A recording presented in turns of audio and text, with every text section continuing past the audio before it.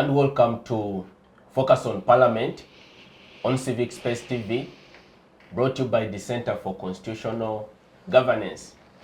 I am Isaac Kwagala, your host. 63 years ago, Uganda became an independent state. This after almost 2 centuries of British colonial rule. Well, on today's edition of Focus on Parliament, we retrace Uganda's independence journey with a special emphasis on the role of Parliament in mediating political conflict. I am now joined by a panel of esteemed personalities to help us make a sense of this topic. I now have the honor and the pleasure to introduce them to you, our esteemed viewers. Beginning from my immediate left is Mr. Timothy Chemongas, the Executive Director of the Center for Policy Analysis and the Parliament Watch. Timothy, it's a pleasure to have you this morning. Say hello to the viewers. Thank you so much, Isaac.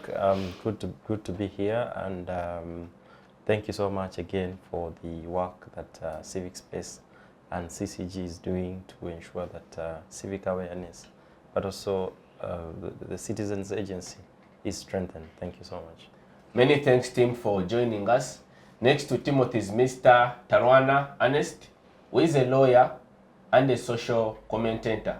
Ernest, many thanks for joining us this morning. Say hello to the viewers. Good morning, everyone. Good morning, all Ugandans. I am glad to be here, and I'm glad to be with an esteemed panel to talk about topical issues concerning our country. Last but not least is Professor Mwambusa Debesa, a distinguished historian and a political and social commentator. Prof, it's a pleasure to have you today. Say hello to the viewers. Morning, the viewers and the panelists here, and I'm also glad to be here to share with you issues of national importance, particularly reflections on nationhood in the last 63 years. Indeed, Professor, we are reflecting on Uganda's independence journey since 1962. 63 years of sovereign statehood. What does this mean? But specifically, what has been the contribution and the role of Parliament in nation building? Professor, I'm going to ask that I begin with you so that we get an overview, a general overview of what independence is and its significance to nation building. Thank you for the question, and but let me first correct some impression you gave at the beginning, that the British were here for almost 2 centuries, did you say? I think the British, be specific, were here for 68 years. Uganda was declared a British protectorate officially in the London Gazette in 1894. So when you count 1894 to 1962, that is roughly 68 years. That's almost 7 decades. And if you count from then up to now, it is roughly 130 years ago. 130 years ago in the life of a nation is a very short period of time. So we have very many things to do, and in this regard, I even agree with Museveni. One time he was referring to the Western world about their comments on why we are not performing and functioning as we should be as a state and a nation and a country. And he did say that whereas for you in the Western world, you are running states and nations, for us we are trying to create them. Because for them they already have nations, for us we are not yet. Except I disagree with him as to how we are trying to create the nations. But I agree with him on that analysis that we are still nation building. So Uganda's parliament, how old is it? Since 1920, I think, is when the Legislative Council was formed. And at that time, it was fused with the executive because it was composed of the heads of departments, those are ministers for today. Heads of departments and some appointed people appointed by the colonial state, the Indians. So there were no Africans in the 1980s until the 1940s. In the 1920s until the 1940s. And that means our parliament has been fused with the executive from that time when it was founded. Unfortunately, it has remained like that to date. So that legacy has continued with us. So parliament or the legislature, whether then or now, has remained a kind of fused with the executive, as I've said before. But ideally, principally, basically, parliament is supposed to provide checks and balances to the executive. And in that regard, parliament is supposed to strengthen the state, which we are still creating. By being autonomous from the executive, parliament would play a mediating role between the people, the politics, the political competition, and the executive, and therefore should shape the emergence, the evolution, the transformation of the state generally, since it is a representative of the people. But somebody commented that parliament's performance is determined or shaped by its history also. So our parliament has evolved as part and parcel of the executive, and we have never had speakers of parliament or leaders of parliament who have stood on their ground to make sure that they are not influenced much from the executive. They are supposed to work together, but autonomously. But they have not, and because of that, then we have stagnated in terms of evolution of a state and evolution of a nation. Maybe I should pause here and also talk about the difference between the state and the nation, since we are doing some civic education here. The state actually stands for the institutions of government. The institutions here, we are talking about like the parliament, the executive, the judiciary, the security forces which are part of the executive, the constitution, and the other state institutions constitute the state. But a nation is different. A nation is actually the people. If you are to say you are a nation, it means you are uniting the people. The people are cohesive. The people have accepted to be harmonious. The people belong and have a feeling of belonging to the state. And these ones must be nurtured because they are not a given. More so in a post-colonial state like Uganda. It should be nurtured, and the institutions can nurture the state, can nurture the nation. Unfortunately, Parliament has not played its expected role of doing that. It has been weakened by the executive. At one time, actually, the governor was, of course, until the 1950s, late 50s, almost 60s at independence, he was chairing the legislature, the legislative council. And you may want to know that during NRM 10 years, the first 10 years, the president, Museveni, was technically the speaker also of parliament. Now, because of that, it has remained infant. It has been infantilized. That is a parliament. Because it has not been given the opportunity, or it has not struggled to give itself that opportunity. Because sometimes parliament needs to create space for itself so that it functions properly. Like the British Parliament, the UK Parliament.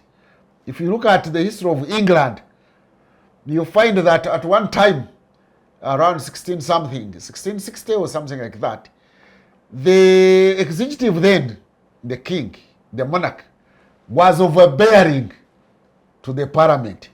And parliament resisted that. They wanted their own space.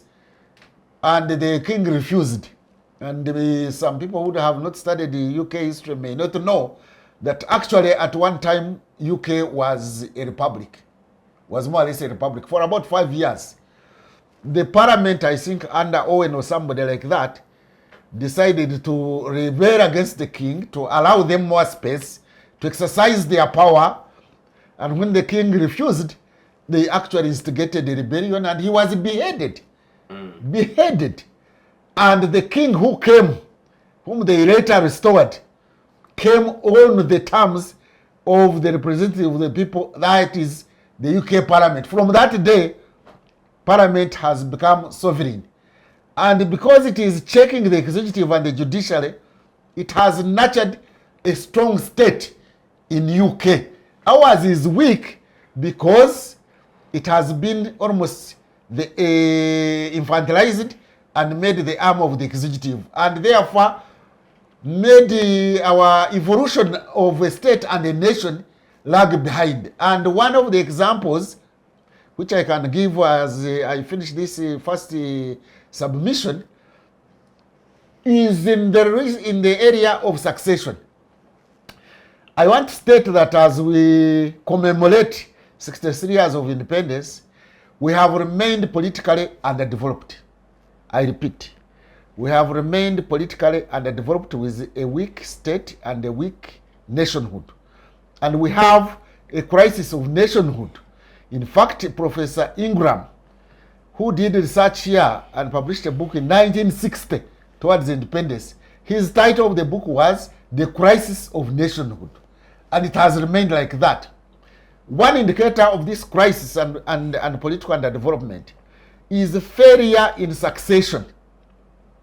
Historically, by the way, states or nations or empires weakened because of the succession crisis.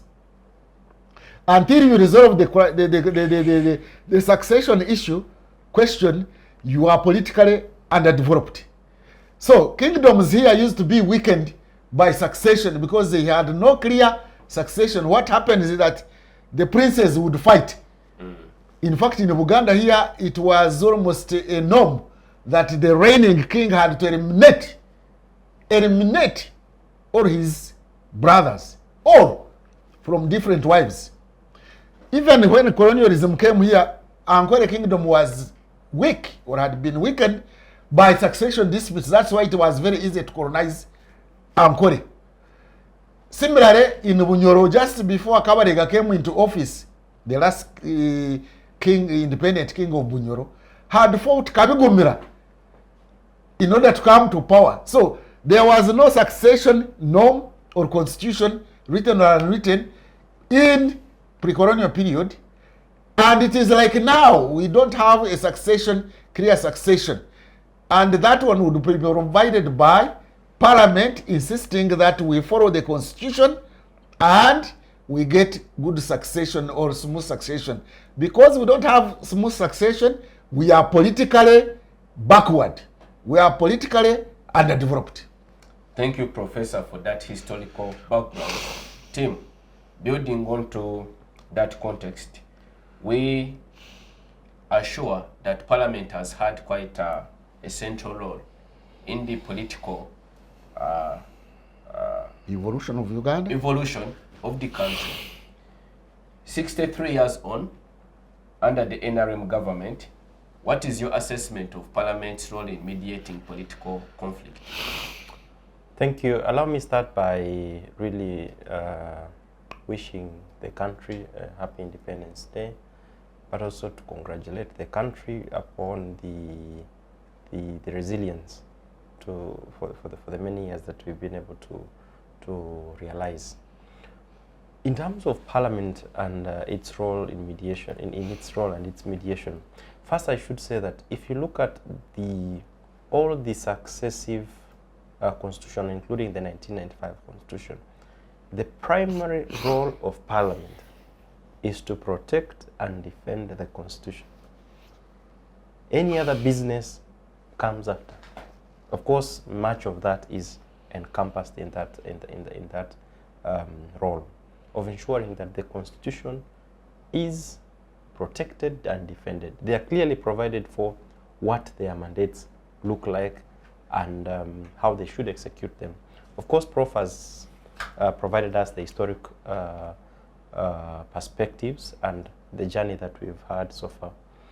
But looking at the point that Prof has highlighted, where there has been a significant encroachment by the executive on the legislature and on the judiciary, it has adulterated what would be the role of these institutions, and therefore affecting their capacity to effectively execute their mandate, including their primary role, which is to defend and protect the Constitution. In fact, for the Ugandan Parliament, it's progressively become bad that the legislature has joined the executive to adulterate the Constitution and not to defend it in the way, as per the dictates of the Constitution. And so maybe going to the specifics, in terms of how Parliament has contributed greatly to the governance of the country, but also mediating the question of political transition and the atmosphere at large. As Prof indicates, because the Constitution provides for predictability of how succession should look like in a country, and it's clearly stipulated, and the executive, and most of the executive, if you look at the nature of human beings largely, human beings are selfish, human beings are sometimes very aggressive, and unless there are checks to manage these habits and characters, or these characteristics of some of these which may be extremely bad, if there are no checks, then human beings can, stretch, especially those that are in power. And for most of the African countries, you'll notice that because of the lack of proper checks and check systems, much of the power has been aggregated around an individual.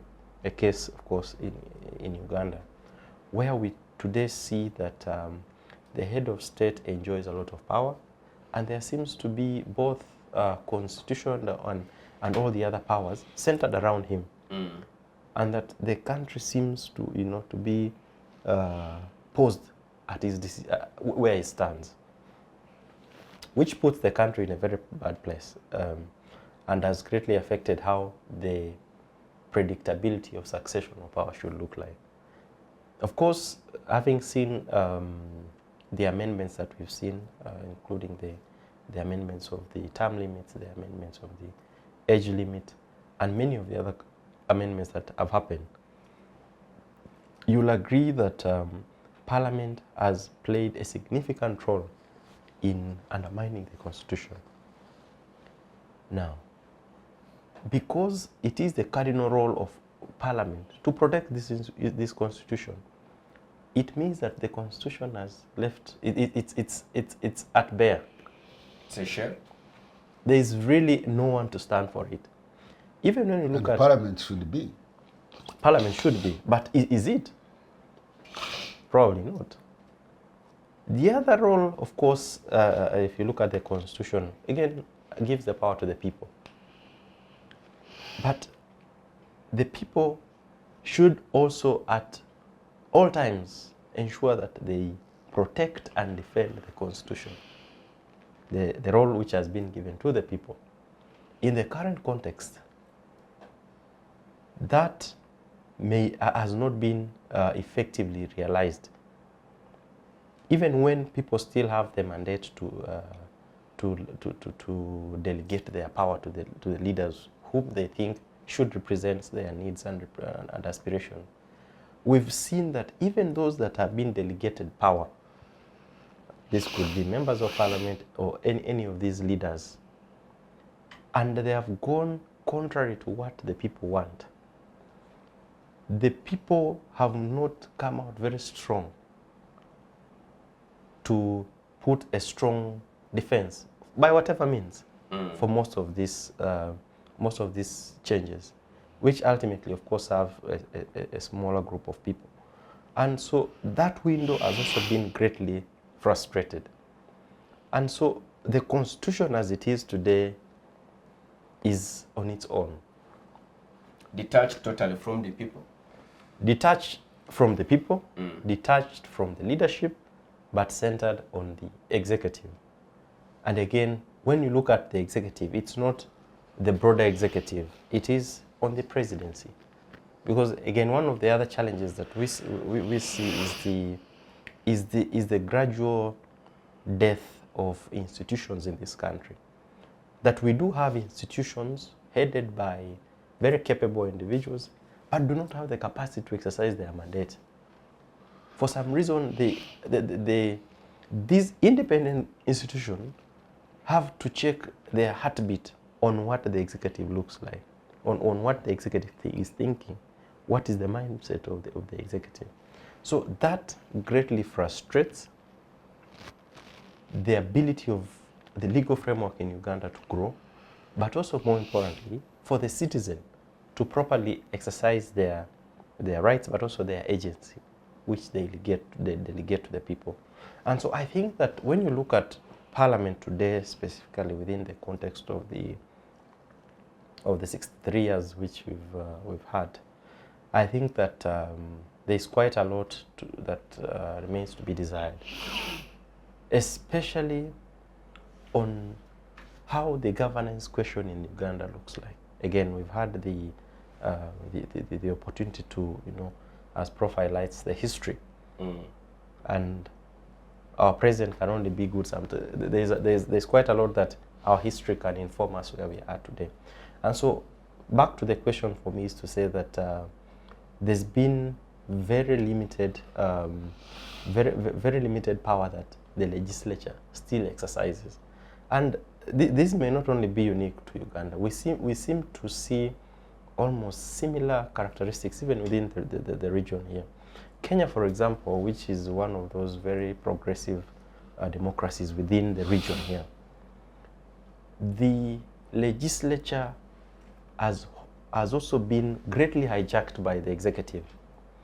That today you do not have a legislature that can independently determine the direction of how things should look like. But at least their judiciary is autonomous. I mean, that's the judiciary, but when we look at the legislature, the parliament of Kenya, it's under the whims of the executive, which is, again, almost similar to what we are seeing today. But maybe as I conclude to this point is to say that when also you look at how our legal framework is designed, for the better part, sometimes it frustrates or it undermines the cardinal role of Parliament. So, for example, you'll notice that one of the cardinal roles of Parliament is to do appropriation and to do budgeting, which again is one of those very core roles in terms of allocations, in terms of understanding which institutions receive this money. And if you want to know the priorities of any government, you don't go to the NDP, the National Development Plan. You go to the budget, because it's what finances any other plan. And if you see the budget of any government is, the bigger chunk of it is going to security, that's the priority. The less, maybe some significant amount going to health, that's where it's on the budget. But when you look at the Public Finance Act as amended, you'll notice that, I think around section 12, you'll notice that Parliament is only allowed to alter the budget as presented by the executive to Parliament by a margin of 12%. It means that the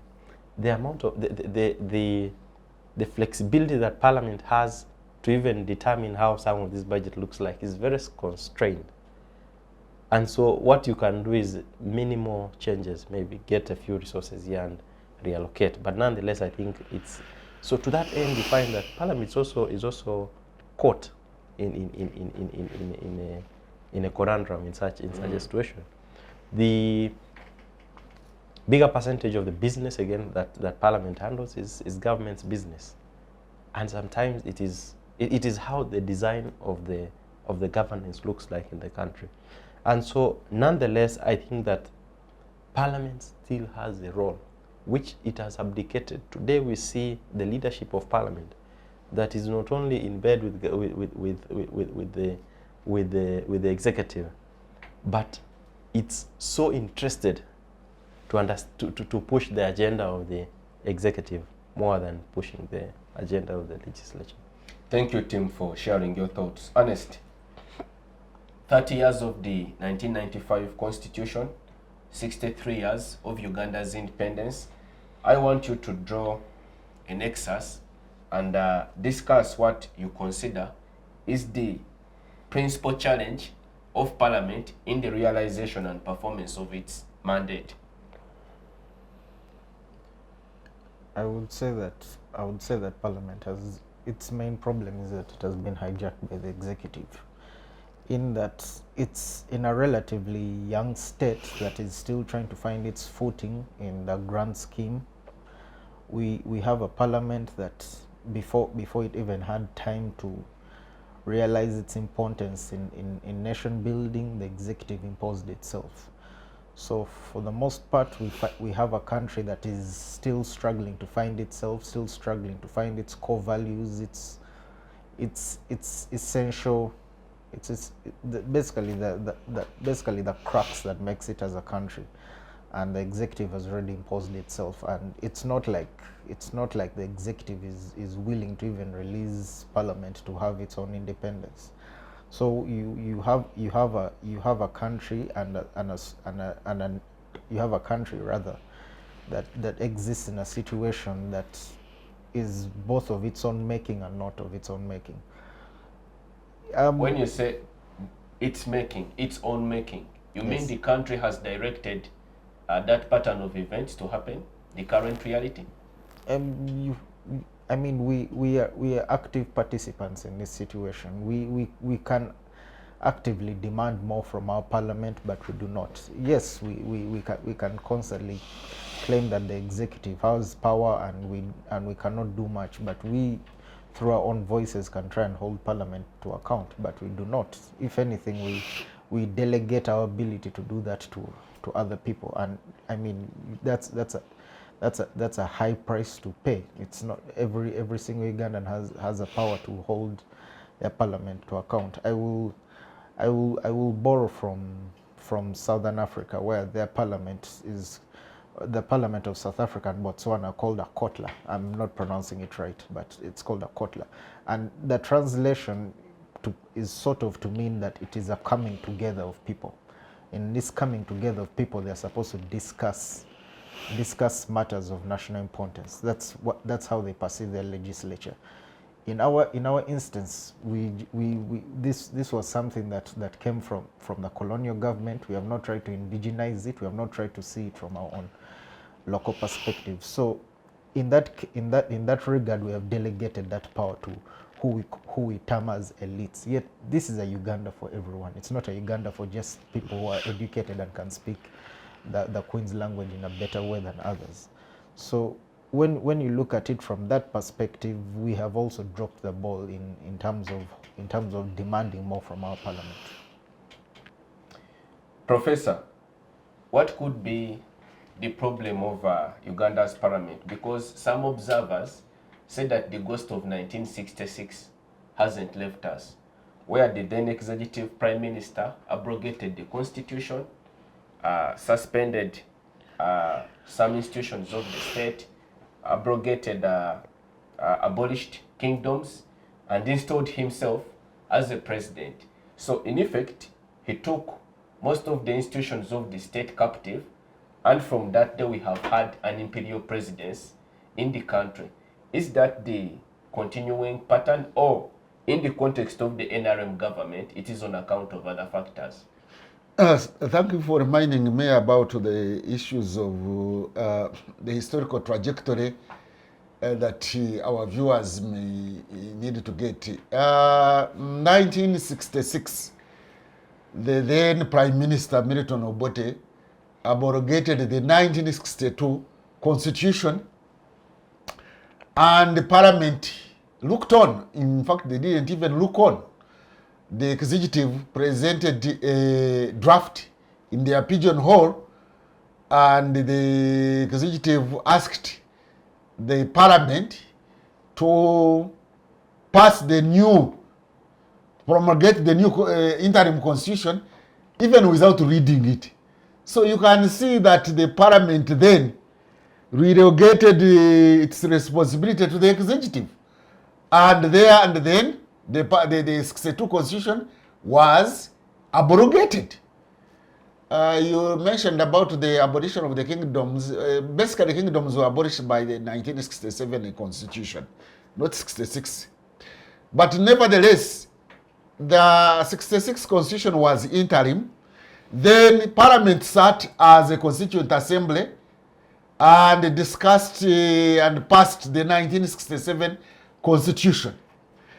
And they were selfish, completely selfish, because they agreed in the 67 constitution to extend their term of office for another 5 years. They extended the term of the president for another 5 years without going for elections. They also extended themselves for another 5 years without going for elections, because there were supposed to be elections in 67. So you can see that Parliament was not neutral. You know, in even counseling, if you are two parties and you want a third party to counsel you, that person must be neutral. That's a principle. There is no way Parliament could mediate the conflict between the two the president and the prime minister, or the executive generally and the military in 66 and 67, when Parliament was not neutral. That is how it abrogated its now role, which is supposed to be neutral. We go on to 1980.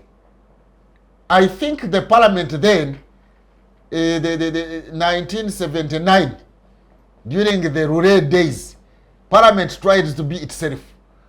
But then it was overthrown again when Ben Aissa was overthrown by Mwanga. The executive again controlled the Parliament. You have just mentioned also this whole issue of age limit and term limits. The Parliament relegated its role to the executive, and you could see even Parliament being invaded by the security forces, and the Speaker could not defend the Constitution. And I've seen people even sympathizing with her because she is now being molested by the executive and her party. I don't think she deserves the sympathy, because she's the one who allowed the powers of Parliament to be eroded and did not speak on behalf of Parliament. You saw security forces invading Parliament and the Speaker actually keeping quiet. In fact, almost supporting the invasion of Parliament. I think that was unacceptable. Even if she had no powers to stop them invading the Parliament, but she had the powers to speak out at least, in protest, and go on record, even that the Speaker spoke out about the control of Parliament, the invasion of Parliament by the security forces, by the executive, sent by the executive. So now when she is hounded out of NRM sake, she starts crying. Now why are you crying when you actually strengthen the executive to hammer you? You wait for this Parliament whom I see running around, I mean the Speaker running around, actually almost taking the Parliament to the executive and boasting about it and saying, you see, elect me, put me on sake so that I make sure that the Parliament agrees with you. That's what she is boasting about. Actually, that was her campaign slogan. And that's the unfortunate thing that we are having in this republic of ours, after 63 years of independence, that we still are partaking, as my colleague here has pointed out. The members of parliament, the speaker of parliament, partakes in the erosion of the independence and autonomy of parliament, which is very unfortunate. That means there are certain circumstances, I think structural and otherwise, that affects the role of parliament, in the sense that we are a young nation, as they have pointed out, but we are also polarized, that whoever gets into that office knows that he got that office or she got that office at the whims of the executive, and therefore cannot stand on her own. The institution of parliament autonomy has been eroded. That one of the judiciary has been eroded, and they have all been fused with the executive. No wonder we have got even members of the executive in parliament, i.e. the military, because the military is part of the executive. So how did we make a law and a constitutional provision to have the military, who are executive, in parliament? That means we eroded the independence and autonomy of parliament. Now, there are structural challenges which are not necessarily individual challenges. One is historical legacy, because that's a structural issue.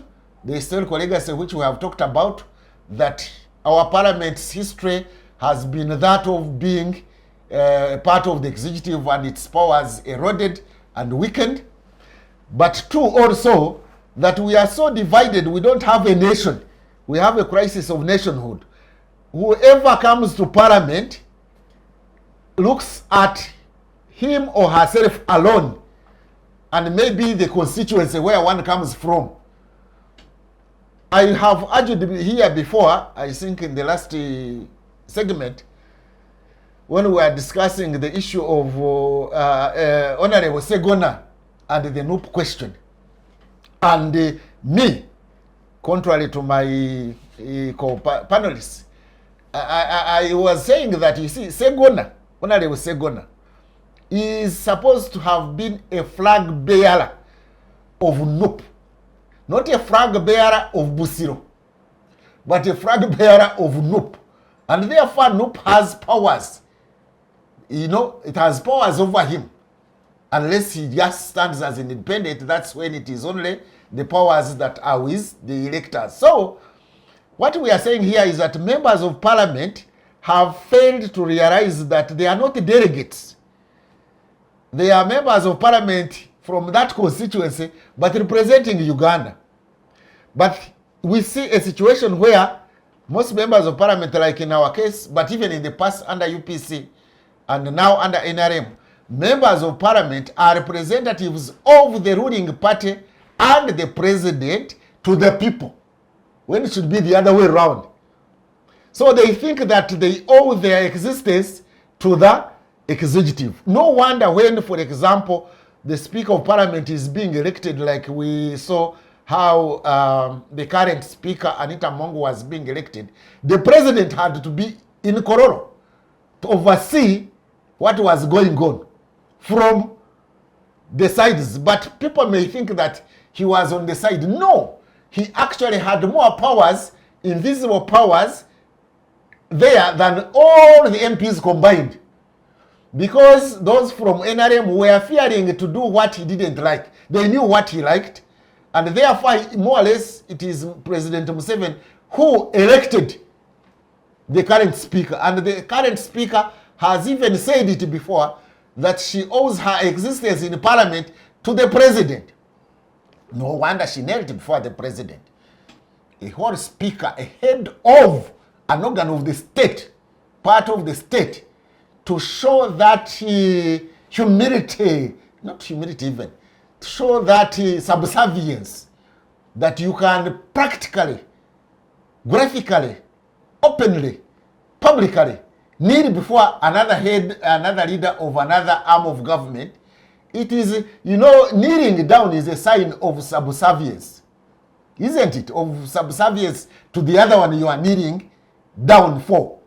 So you can see, how can somebody who knelt before another head of another arm of government call the other one to order? Anyway, in conclusion, I would say that, you see, because of that history, again, to go to the history of the performance of any institution like Parliament depends on how it has evolved.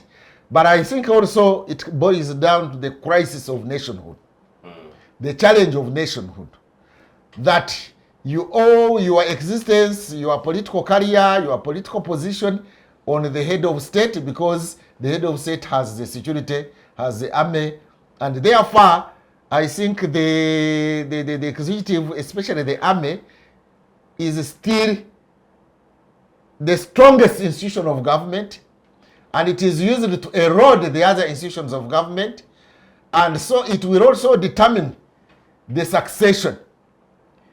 I can bet that if, for example, God forbid anything happened to the current president, the one who would determine who would succeed him is the military. More so, I think the high command. And let me tell you historically, if in a country, a society, a state, does not move away from using force, coercion, to determine succession, and go to civil way, civilized way, non-violent way of succeeding the head of state, the head of the state institution, that is political underdevelopment. That is political backwardness. And historically, that is how countries have become, nations have become strong. One indicator, actually the most important indicator for the strength of the nation, is the ability of that nation to have the succession of the head of state through civilian and civil way. Civil war. Not civil war, civil way. If you find a country that has not resolved the succession question, you know that the future of that country is still hanging in the balance. That's why even in Soviet Union, somehow the army has to come in. But in countries like Central Europe, or even Japan, or New Zealand, or Australia, which have had stability. Finally, let me give the comparative example of South Korea. In a minute, South Korea is doing very well.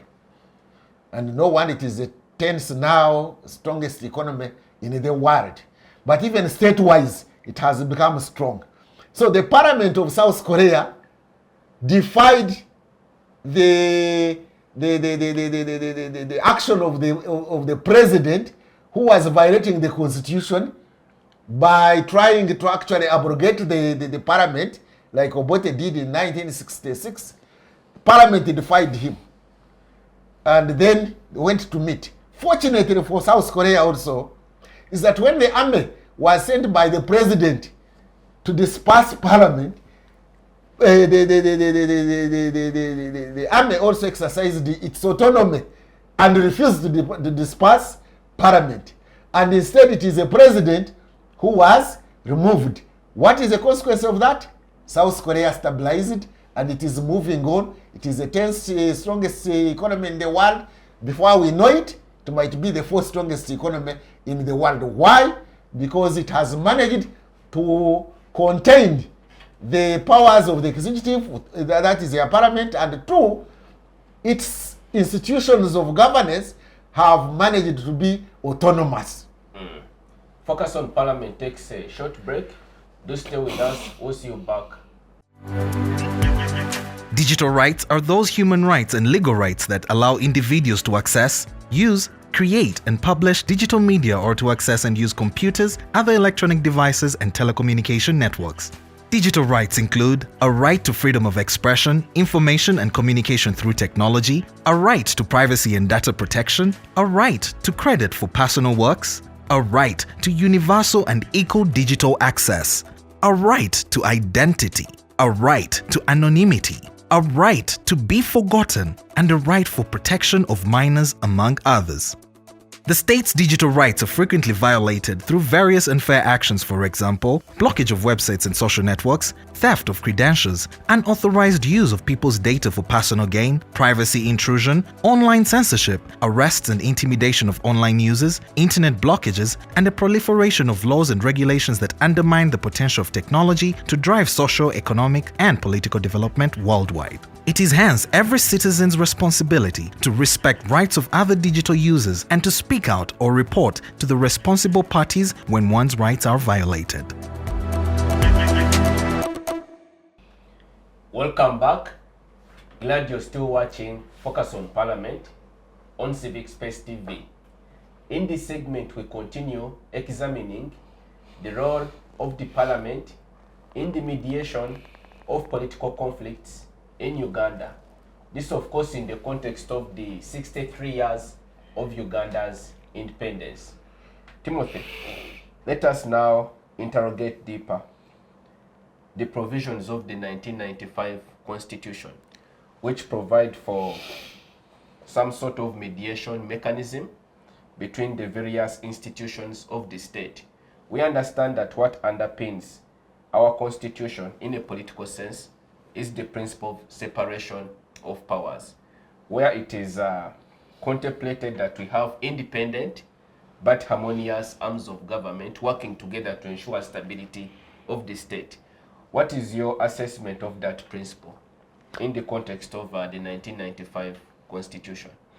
I think that when you look at it deeper and probably look at the whole concept around the separation of powers, may not entirely, if you look at the different articles and probably amalgamate them to try to understand what the separation of powers looks like within the context of Uganda, you find that it's something that is a bit hard to have entirely having arms of government operating separately. So, but to that end, you find that because the provisions provide specific roles, but also the interlink of these arms, the best that you can come close to is checks and balances, really. Being able to have these arms of government work together with checks and balances. But that isn't the case either. Absolutely, but the separation is also not one of the at least within the current setting, where you have the judiciary operating by itself entirely, you have the executive also operating entirely, and the legislature the same. Because you see, the concept is that if you have the legislature, which is the parliament, with the key roles as provided for within the constitution, yet parliament is heavily dependent, at least on the work that it does, on what the executive does, or the executive is also heavily dependent on the legislature, and the same is with the judiciary. Of course, at the end of the day, the harmonizing or the judiciary had that mandate of providing some semblance of conflict resolution by either of these parties, and so it's a bit hard to underpin the separation of powers to apply within our current setting. The best, as you see, it's how the institutions check each other and work together. And to that end, I think looking at the loopholes is where the failures come from. Timothy, admittedly, it's a difficult and tough balancing act. Yeah. But then what happens if the executive is very overt on encroaching onto the space of the other arms of government? Yeah. Like we've witnessed during the lifespan of the NRM government. Yeah. And this is a pattern that keeps on growing by the day. Because as Professor indicated in the first segment, we now have a legislative branch of the state which is totally captive, taken captive by the executive. The judiciary has made several proclamations in support of the rights guaranteed by the Constitution for the citizens, but this is not heeded by the executive. And there is no serious protest action to see that there is reformation. So what is the fate of the citizen in that instance? You see, it's a tough place, especially for the citizens. In a context where you have a very strong and dominant executive. Now, in our current setting, I think that there is a lot to do with the individuals that are charged with these institutions in terms of how they choose to, steer the different institutions.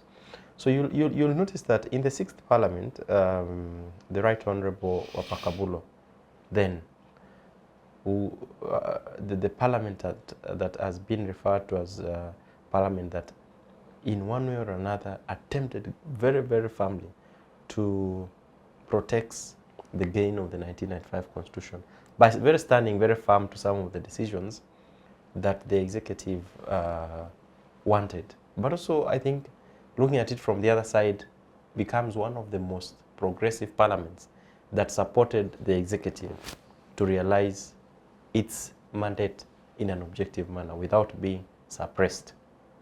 Now, to that end, you find that the legislature indeed exercises and enjoys some level of autonomy, and that it is heavily dependent on the kind of leader that you have there, irrespective of how they come in.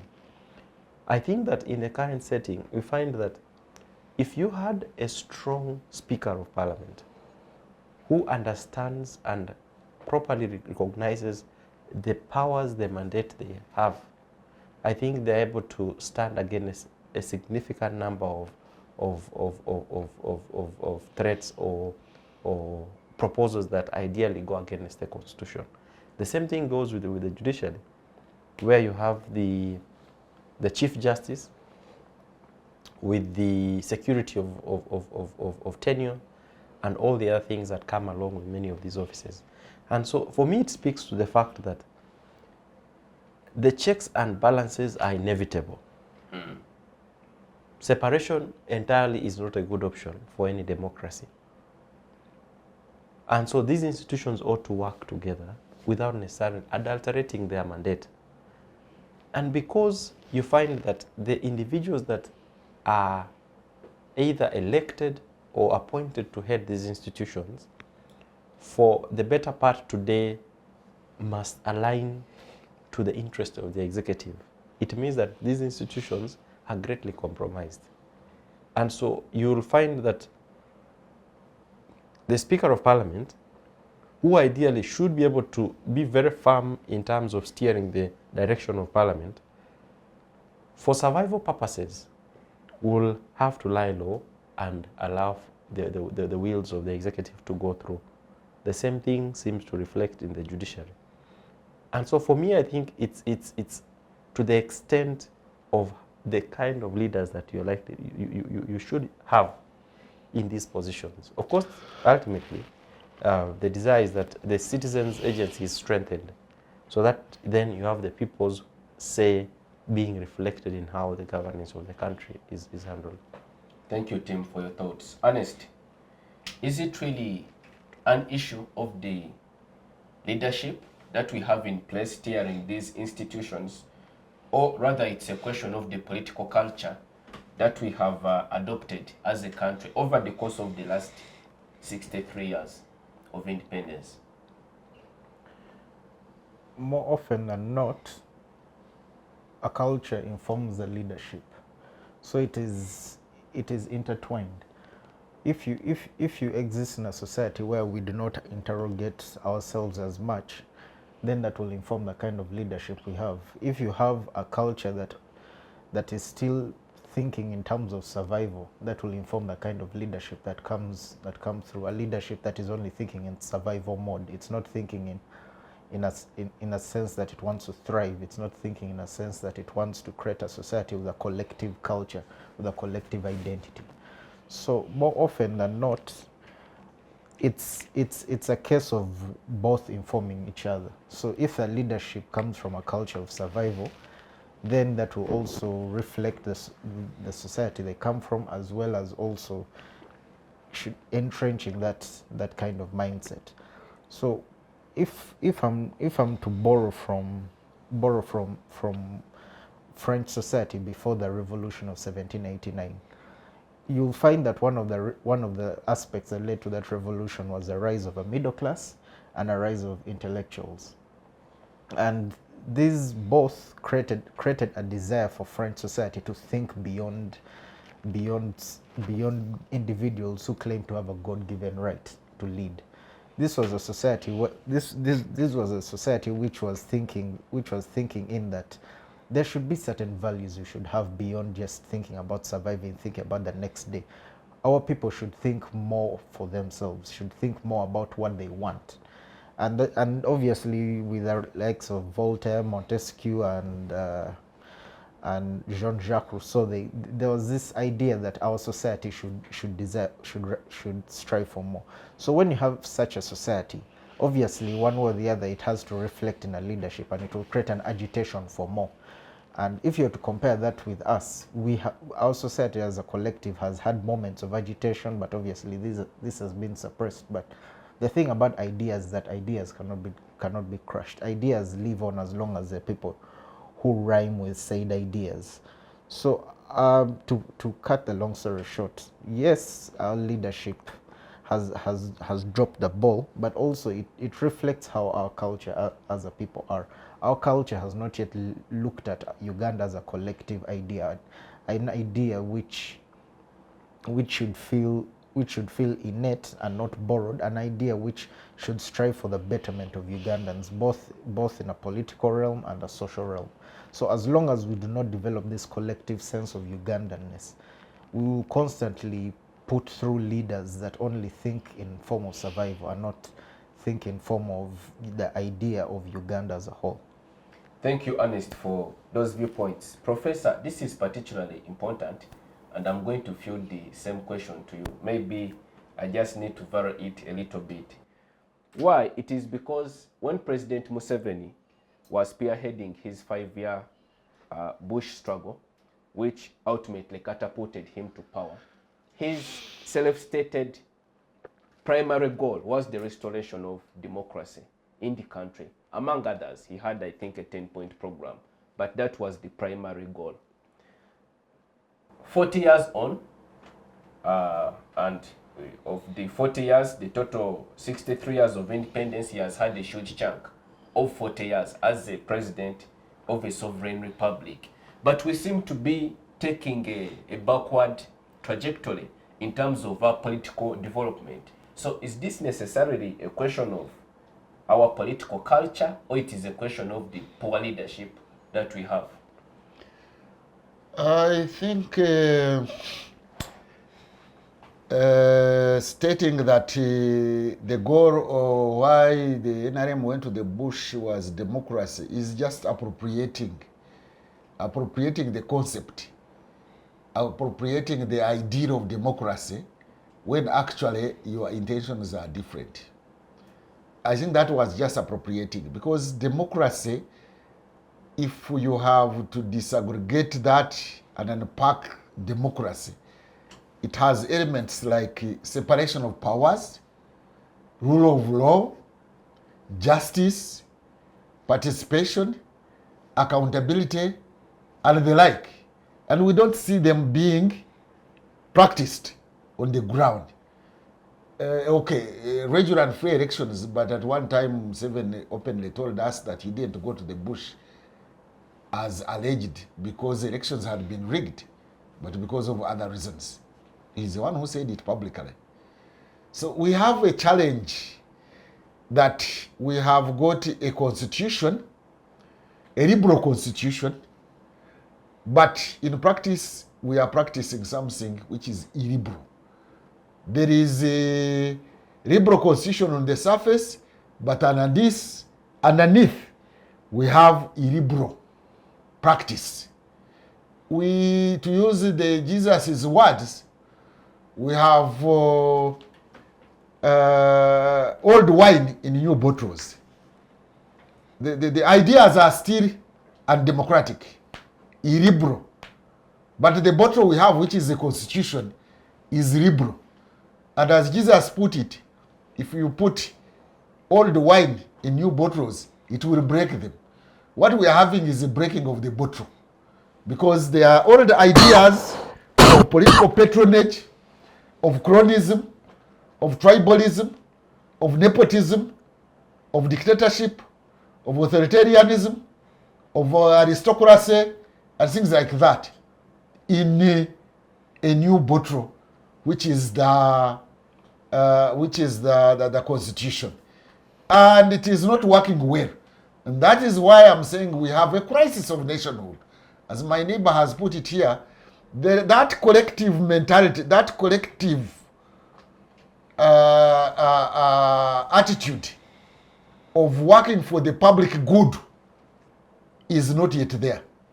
The French Revolution that he alluded to took place after the Age of Enlightenment, of those philosophers and philosophies. In Uganda and Africa generally, we have plunged into state formation and nation formation without a preceding Age of Enlightenment. And therefore, in terms of sharing ideas, we do not have shared ideas, shared civic ideas. We do not. For example, universal ideas like sharing together, commonly shared ideas and ideals of equality, social justice, rule of law, participation, accountability, and related issues. So the French at that time when they came into power, the revolutionaries, but more so that middle class is alluded to, they had already shared in common those ideas of the Age of Enlightenment. Even in UK, they had had the Age of Enlightenment. Even USA, they had had the Age of Enlightenment. So they had a commonly shared principles and ideas. As you lawyers say, law is based on facts, but it is also based on ideas or ideals or doctrines. And more or less, the lawyers shared that one. But our politicians do not have anything they are sharing in common. What they are doing, the political class, what it is doing is survival. And survival is that you look around and they say, how do I survive? I can only survive if I dance to the tunes of the executive. If I don't dance to the tunes of the executive, and you don't have principles and ideas in which you are anchored, the winds of the executive sweep you towards their side. And you find that parliamentarians that we have are just, you know, it's very funny. When you meet them in private, they will say differently from how they are acting. You will even find members of parliament taking a position in parliament, but the moment they go in the caucus, they change their mind completely. Completely, 100%. They get a U-turn. How? Because they have a high sense of survival as individuals. They don't look at providing a public good, a collective stand, because we are not yet a nation. So a Speaker of Parliament, a Member of Parliament, does not look at Uganda as a whole.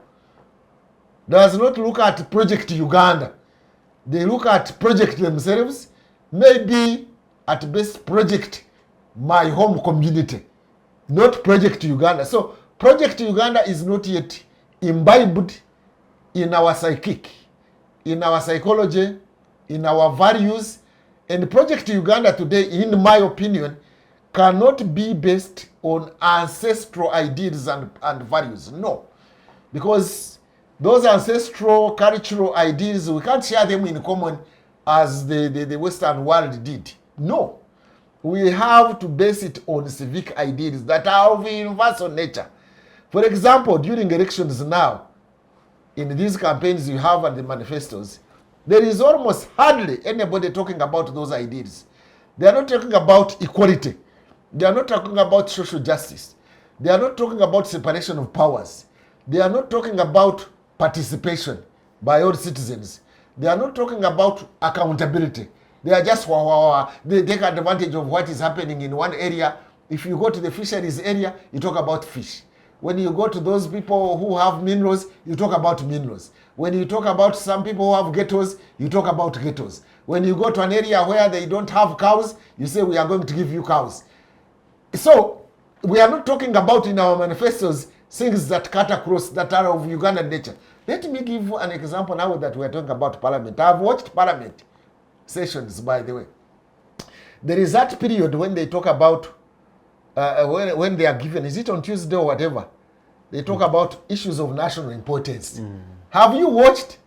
Actually, people talk about their constituents as national. When actually they are given the opportunity to talk about issues of a national nature, so you find somebody from Central doesn't talk about issues that affect the whole nation, but talks about Central, and much more even in his home area. Somebody from Chisoro about the road in his home area. Somebody in Kabaramaido about his home area. So you find there is nobody talking about issues that cut across of that collective nature of the public good. So when it comes to say changing the constitution, by the way, when they were amending this constitution about age limit, I made a presentation before the Parliamentary Legal Committee. And that's the question I posed to them. Are we looking at the public good, or are we looking at individual private interests? Are we looking at how this constitution is supposed to be a public good? And I asked them, are we exercising constitutional patriotism? Because it is constitutional patriotism that will create a nation. But the patriotism that people are talking about, I don't know it's based on what. Because patriotism cannot be talked about in abstract. It must be patriotism over something, for something. Not patriotism, just love your nation. What do you love about your nation? How can you love your nation without loving its people? You hear somebody saying, I am patriotic, I love the nation, but you don't love its people.